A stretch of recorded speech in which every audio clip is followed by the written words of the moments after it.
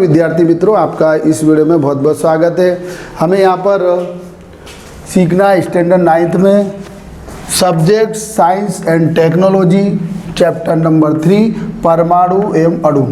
तो इस चैप्टर का नाम परमाणु है, तो परमाणु के बारे में पहले समझेंगे, उसके बाद अणु आएगा बाद में, उसको अणु के बारे में। तो परमाणु क्या है वो अपने फिर से एक बार समझ लेते हैं। आपको मैंने बताया भी है, फिर से मैं बताने जा रहा हूँ कि या तो तत्व हो कोई भी, या यौगिक हो, या मिश्रण हो, ये सूक्ष्म कणों के बने होते हैं, अविभाज्य सूक्ष्म कणों के। फिर जिसका विभाजन नहीं होता है तो उसे क्या तत्व कहा जाता है।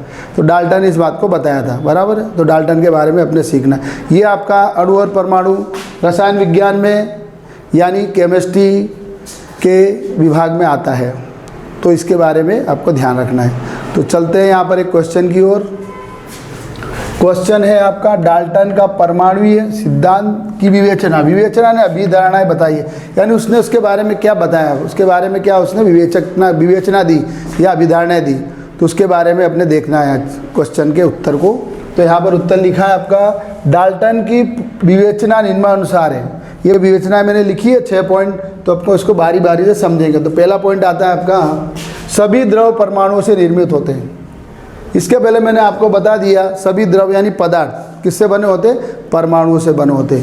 यानी या वो तो फिर या वो तत्व हो, तत्व भी एक परमाणु से मिलकर बना होता है। फिर दो तत्वों को मिलाएंगे तो यौगिक बनेगा, यौगिक मिलाएंगे तो एक मिश्रण बनेगा। इस तरह से आपको ध्यान रखना है। तो यहाँ पर जो किसी रासायनिक अभिक्रिया में भाग लेता है, वो किसी न किसी रासायनिक अभिक्रिया में भाग लेता है। उसका जो परमाणु होता है तत्वों का, किसी न किसी रासायनिक क्रिया में भाग लेता रहता है।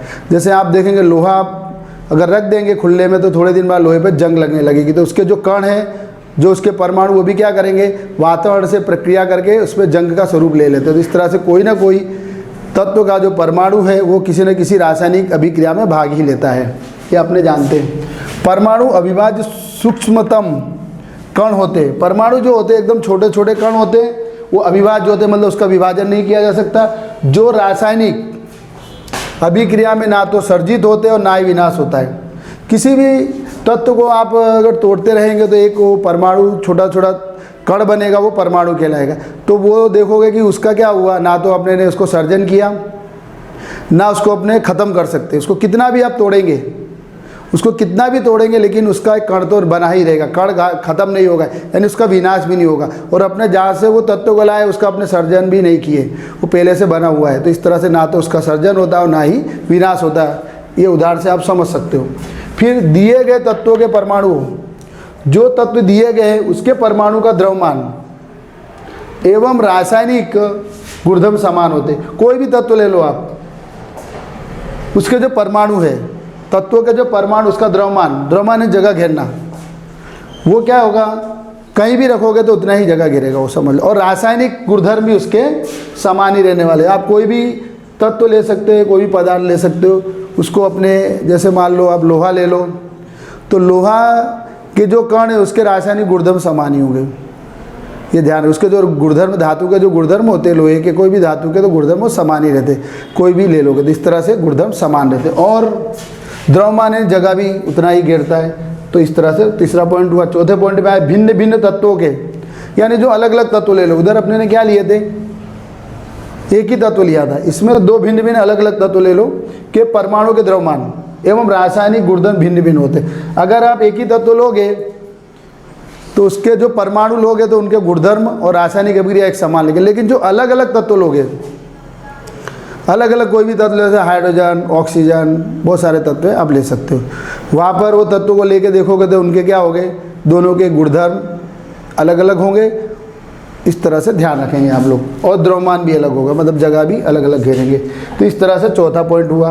भिन्न भिन्न तत्वों के परमाणु, भिन्न भिन्न तत्व यानी अलग अलग तत्व ले रहे हैं कि परमाणु परस्पर छोटी पूर्ण संख्या के अनुपात में सहयोग करके यौगिक बनाते हैं। अभी मैंने इसके पहले आपको एक उदाहरण बताया था कि हाइड्रोजन और ऑक्सीजन का अगर सहयोग किया जाए तो H2O बनता है। तो उसमें उसका अनुपात होता है, उसमें उसका क्या होता है, हाइड्रोजन 1 होना चाहिए, ऑक्सीजन 8 होना चाहिए, तो आपका पानी बनाता है। तो इस तरह से यौगिक पानी बन जाता है। यौगिक पानी कहलाता है। लेकिन जो हाइड्रोजन ऑक्सीजन तत्व होते हैं, तो इस तरह से आप ध्यान रखेंगे कि तत्वों के जो परमाणु हैं वो प्रक्रिया करेंगे समान, उसके संख्या का जो अनुपात होगा में संयोग करके यौगिक का निर्माण करते हैं। किसी भी यौगिक में परमाणु की सापेक्ष संख्या, कोई भी यौगिक ले लो, उसके जो परमाणु होंगे सापेक्ष संख्या एवं प्रकार निश्चित होते हैं। उसमें जितने प्रकार होना चाहिए वो यौगिक में उतना ही उसका हाइड्रोजन ऑक्सीजन का अनुपात का आपको मैंने अच्छा उदाहरण दिया, उसको ध्यान में रखेंगे तो आपको छठा पॉइंट भी समझ में आया। तो विद्यार्थी मित्रों अब इसके बाद अपने एक टॉपिक को और पढ़ेंगे, डाल्टन की अभिधारणाओं को सीखे थे। अब डाल्टन ने कुछ संकेत दिए हैं कि तत्वों को किस संकेत से दर्शाया जा सके, तो उसको आपको सीखना है। तो यहाँ पर टॉपिक क्वेश्चन में आ रहा है आपका कि विभिन्न तत्वों के परमाणुओं के आधुनिक प्रतीक क्या थे। मतलब जो बाद में दिए गए आधुनिक, पुराने नहीं बल्कि नए, आधुनिक का मतलब जो नए अभी जो चल रहे हैं वैसे आधुनिक प्रतीक क्या थे, मतलब संकेत क्या थे, उनको किससे दर्शाया जाता है।